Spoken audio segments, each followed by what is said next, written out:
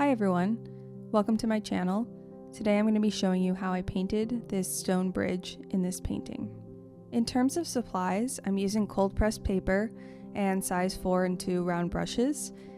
In terms of paints, you can see my list of pigments here, but specifically for the bridge I've mixed some grays and browns and greens that I'm going to be using. And then I'm also using masking fluid to protect the areas around the bridge so that I don't paint over some of the foliage on the sides. I'm breaking the bridge down into a couple of different areas that I'm going to work on one at a time. And as you can see, I started with the leftmost part here. So I wet the paper in the entire area, and then I came in and my first step was just to do a very light wash of brown and gray throughout the whole area. Once that initial wash is dried, I'm coming in with some slightly darker versions of the gray and brown paints, and I'm starting to paint bricks in this entire little area that we're working in here. I'm not worrying too much about being super precise, and I'm just making sure to vary the browns and gray hues that I'm using to make it look kind of realistic. Next, I'm taking my darkest color, which is a very dark gray, and I'm using my smaller brush, my size 2 brush, to come in and individually trace all of the bricks in this area. So the final step is just to take a damp brush and sort of smooth it over the area, and in doing so you'll start to blend those hard edges of the bricks that you just traced, and it will start to take on a more natural and realistic appearance. Now I'm going to basically just repeat the same process in the other areas of the bridge. So again, as a reminder, the first step is just a light wash all over the area that you're working in with a variety of colors. And step 2 is starting to paint those bricks with slightly darker colors. Again, I'm just making sure to vary the colors to vary the bricks in the way that they're aligned. I've found over time that the best way to get realistic looking bricks is to make sure that you're being aware of how the edges overlap with one another. So you'll have one row, and then the next row they need to be slightly staggered and offset from the row on top of it, and then the row below it, the third row, would kind of go back to mirroring the first row, and so on and so forth. So you're kind of alternating row by row where the edges of the bricks are. For step 3, I'm coming in with my darkest color again to outline the individual bricks here.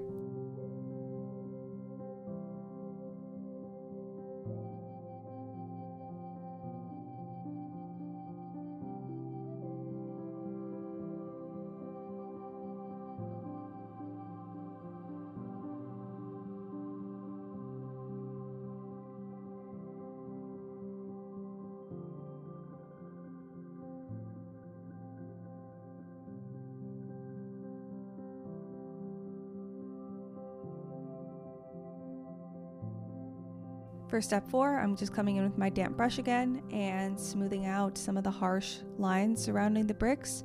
It's important to have your brush be damp but not super wet, or you'll just kind of create a puddle and you'll lose all the definition that you created in the bricks. But I think that this is really nice to just kind of soften everything up, and then once the paper is a little bit damp from you doing this, you can also come back in and just add a little bit more pigment where you need it or want it. I'm going to speed the video up at this point because I think you get the idea. And again, step 1 is just to do a light wash in the area. Step 2 is going to be the bricks. Step 3 is outlining the bricks, and 4 is blending.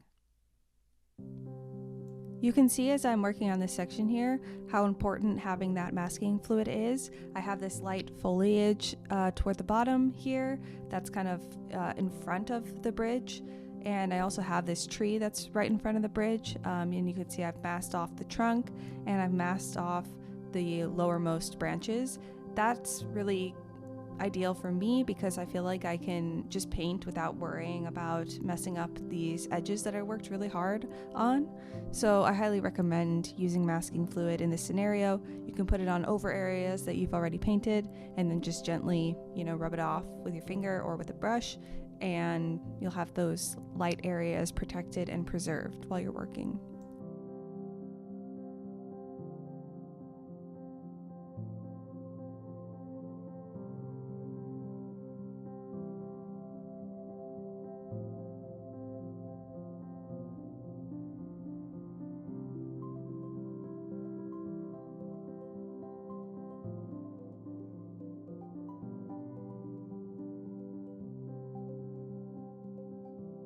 I'm going to use the same 4-step technique to paint the brick arch next.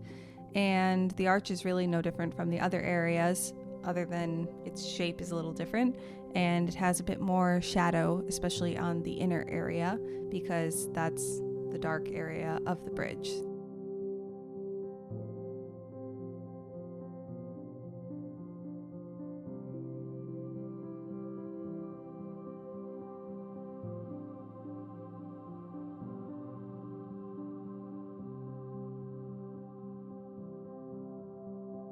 I didn't record it, but you'll see in the final painting that I also painted a shadow under this arched area, and that was another key way to just capture the shadow that the bridge was casting.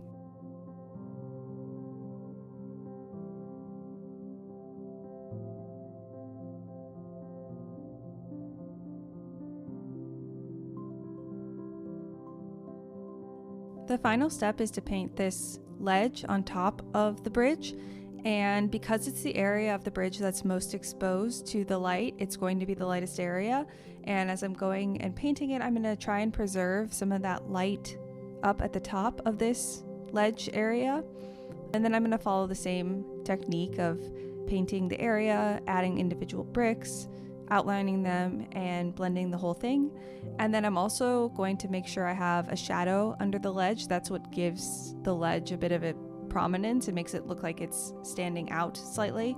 So I'm just coming in right below this ledge area and adding in a little bit of darker paint to hint at shadows there, and that's going to make the ledge pop and look more three-dimensional. And that is it, and our bridge is done, and here is the final painting. So thank you so much for watching. Please let me know if you have any questions in the comments below, and have a great rest of your week. Like and subscribe for more videos like this. Thanks for watching.